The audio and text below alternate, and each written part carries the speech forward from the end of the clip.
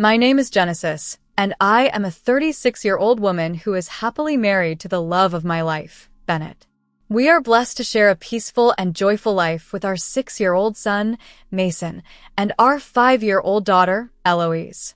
Bennett and I first crossed paths in the university cafeteria during our college years.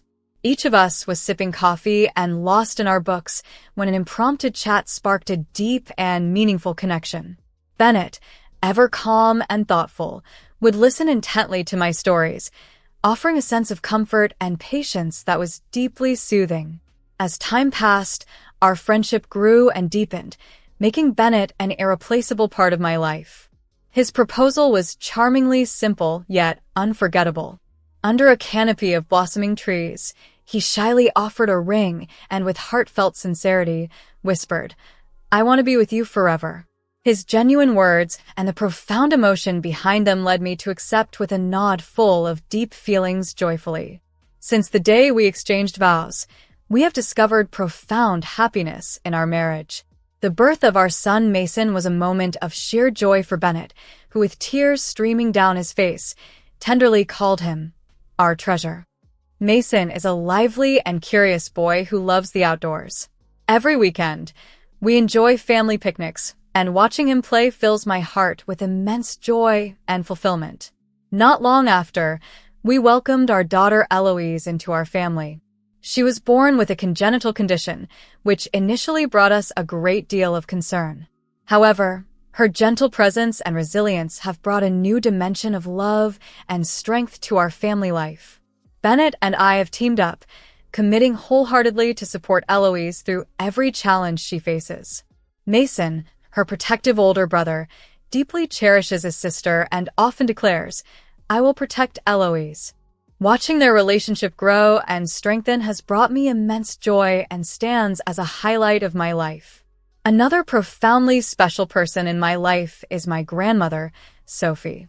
She embodies grace and warmth, qualities I have admired and cherished since my childhood. My mother, Lydia, divorced my father when I was quite young and quickly remarried a man named Rowan, with whom she had my half-sister, Maeve. As my mother became engrossed in her new family, I increasingly felt like an afterthought. While my mother and stepfather showered Maeve with affection and attention, I often felt overlooked. During family shopping trips, for instance, Maeve would frequently get new shoes, while I was reminded that mine were still perfectly fine. However, my grandmother Sophie always treated me differently. She enveloped me in her warm embrace and reassuringly said, "Genesis, you are my precious granddaughter." Whenever I felt lonely, I found solace and comfort in her welcoming home. The affection I yearned for from my mother was seldom received, making my grandmother's presence a sanctuary for my heart. On significant occasions like my wedding and the births of my children, my parents and stepsister displayed minimal interest. My wedding seemed more of a duty for my mother and Rowan than a celebration. They attended out of obligation rather than genuine desire. My mother offered no comments on my wedding arrangements or my choice of dress, leaving me feeling as if my dreams and aspirations were dissolving into thin air, resulting in a lingering emptiness after the ceremony. When Mason was born, my mother prioritized Maeve, bringing her to the hospital immediately after I gave birth. Yet her interest in my newborn was notably scant. Maeve's inquiries about the baby seemed driven by mere curiosity, her gaze detached and indifferent. I desperately longed for my mother to genuinely see and love my child, yet her focus remained fixed on Maeve, which rendered me feeling incredibly isolated and lonely within my own family. My mother, Maeve, and Rowan appeared to form an impenetrable unit, leaving me feeling like an outsider, despite my deep affection and support for them. Coming to terms with this reality has been a challenging journey for me. I pondered over my family dynamics many times, but never quite managed to resolve my mixed emotions. Over time, I began to take a step back and assess these relationships from a wider perspective. Despite these complexities, my grandmother Sophie was overjoyed when I told her about my decision to marry. When I shared the news, she cried tears of happiness and exclaimed, "Congratulations! You made a wonderful choice." Her genuine enthusiasm warmed me deeply, nearly moving me to tears. Sophie truly desired my happiness, and her compassion deeply touched my heart, leaving a lasting imprint on my soul. When Bennett first met her, she welcomed him with open arms. Sensing his nervousness, she firmly took his hand and earnestly implored, "Please take good care of Genesis. I'm counting on you." Bennett, moved by her earnestness, responded with a shy smile and expressed his deep gratitude. In that moment, I truly felt how much my grandmother cherished me and the immense trust she placed in Bennett. When my children, Mason and Eloise, were born, Sophie's joy knew no bounds. It surpassed all my expectations. She loved them deeply. When Mason took his first steps, Sophie, with tears of joy streaming down her face, jubilantly exclaimed, "Look, he can walk now." Whenever Eloise smiled, Sophie was completely captivated, often joyfully remarking, "Eloise is starting to look like her mama." For my children, Sophie was more than a great-grandmother. She was a limitless source of unconditional love. For me, Sophie's enduring warmth and affection have been a pillar of support, providing me with the strength and courage to face life's challenges. Sophie had a profound love for France. Her home was decorated with vibrant France paintings and ornaments, creating a serene tropical ambience. After my grandfather passed away early, she chose to live independently, cherishing the memories they shared. In honor of their cherished past, she used her inheritance to buy a cottage in France, a place filled with their treasured memories and of great significance to her. The charming cottage, located majestically along the pristine beachfront, served as a haven of peace and tranquility. After getting married, I often brought my family to stay at the cottage with my beloved grandmother Sophie. Known for her culinary skills, Sophie's lemon pie was particularly exceptional, with an unrivaled flavor. Standing by her side in the kitchen, enveloped in the delightful aromas of sugar and butter, remains one of my most cherished memories. Bennett was equally enchanted by the serene ambience, often commenting with a contented smile, "This place is like heaven." Mason joyfully sprinted along the sandy shores, while Eloise loved sitting on Sophie's lap, captivated by her enthralling stories. Sophie's profound affection for my family was unmistakable, enriching our lives with her love and wisdom. When Sophie confided in me her plans to leave the cottage to my family, my heart overflowed with joy. The cottage was a treasure trove of cherished memories, and I looked forward to creating similarly warm moments with my children. However, these happy days were soon clouded by sorrow when Sophie became seriously ill. I dedicated myself to her care, but managing Eloise's complex health needs during this time was incredibly challenging. During this turbulent period, my mother Lydia and stepfather Rowan pretended to be concerned about Sophie, yet behind the scenes, they were scheming to lay claim to her estate. My grief deepened when Sophie passed away, but the shock I felt upon reading her will was even more profound. Sophie had left not only the France cottage, but also a significant sum of money to me. As I read the will, tears streamed down my face uncontrollably. It was as if I could hear Sophie's voice softly telling me, "Genesis, the cottage, and everything else are for you and your family." However, my mother and stepfather strongly disagreed. They argued that it was unfair for me to inherit everything and pressured me to transfer ownership of the cottage to Sophie's brother, Samuel. Exhausted from the emotional toll of caring for Eloise and her medical expenses, I lacked the energy to fight back. Reluctantly, I gave in to their demands and handed over the keys to Samuel, saying, "We can handle the paperwork when things settle down." Losing Sophie's cherished cottage was painful, but I forced myself to focus solely on Eloise. With the support of my husband and children, I felt I still had ample joy in my life. Several weeks after Sophie's passing, an unexpected disaster struck. Though there had been warnings of an approaching hurricane, the scale of devastation it unleashed was unimaginable. The storm ravaged our region with fierce winds, torrential rains, and widespread flooding. On that fateful day, I stayed home with Eloise, who was particularly susceptible to the abrupt weather changes, ensuring we remained safe indoors. Meanwhile, Bennett and Mason went to a nearby supermarket to gather supplies. Despite the streets already beginning to flood, Bennett reassured me lightheartedly, "We'll be back soon," and Mason, always thinking of others, cheerfully added, "I'll buy some snacks Eloise likes." As they waved goodbye, I had no idea that those would be the last words I'd hear from them.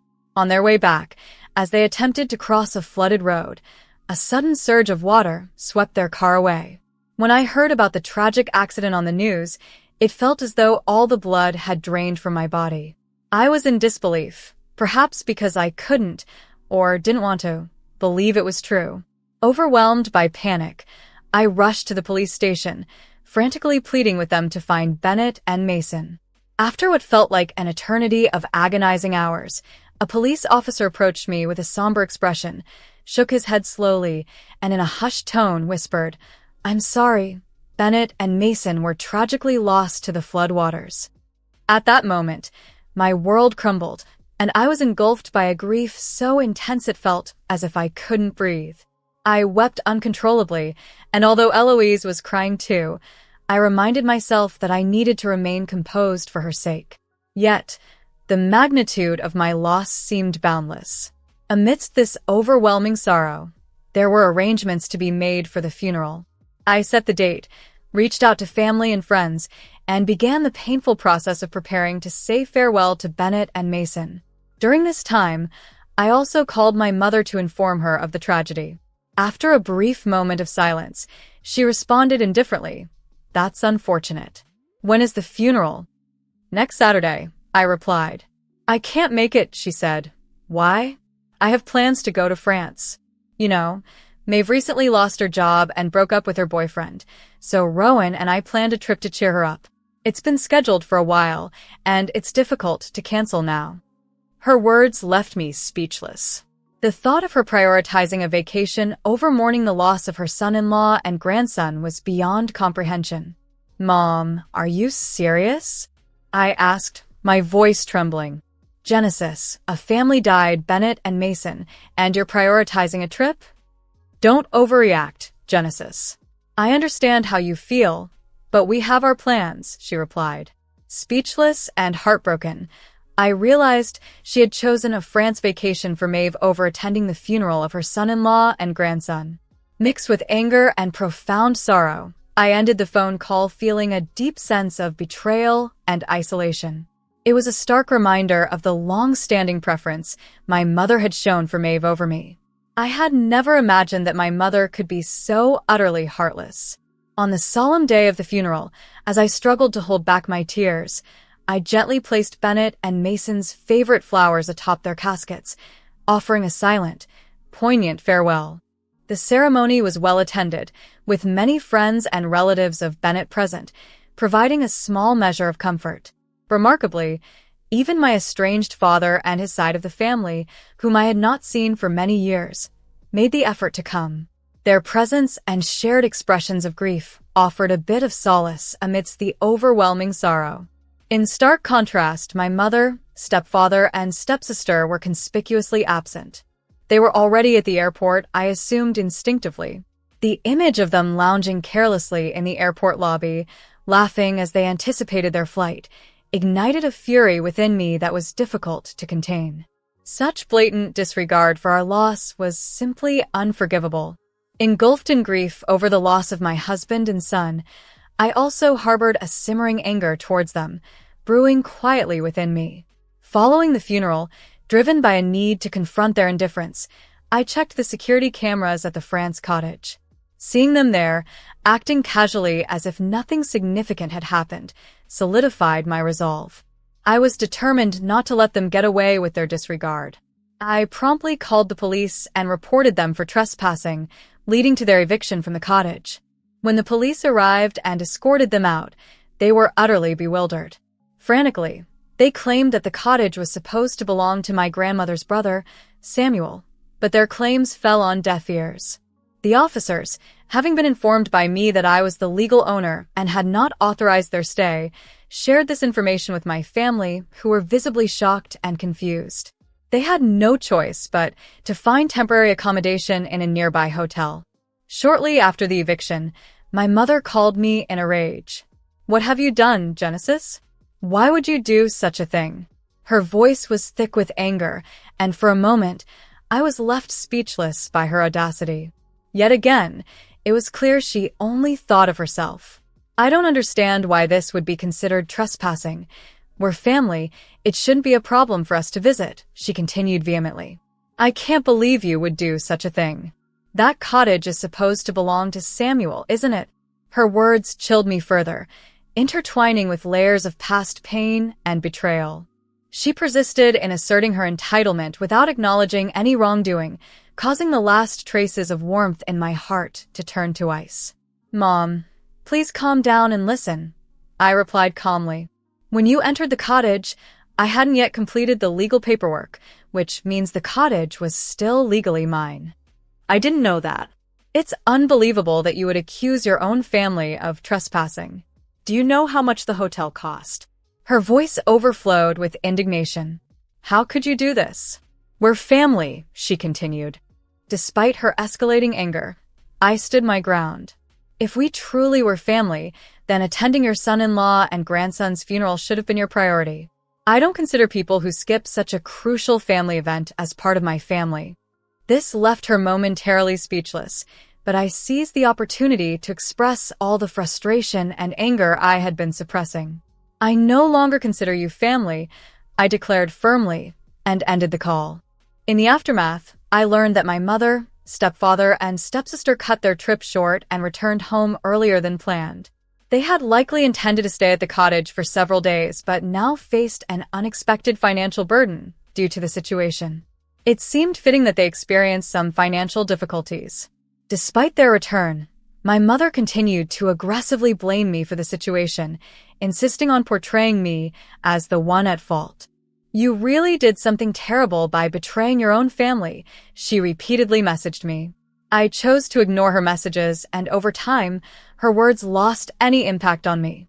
My heart had completely cooled toward them. Bennett had always been the primary breadwinner, providing a stable and comfortable lifestyle for our family.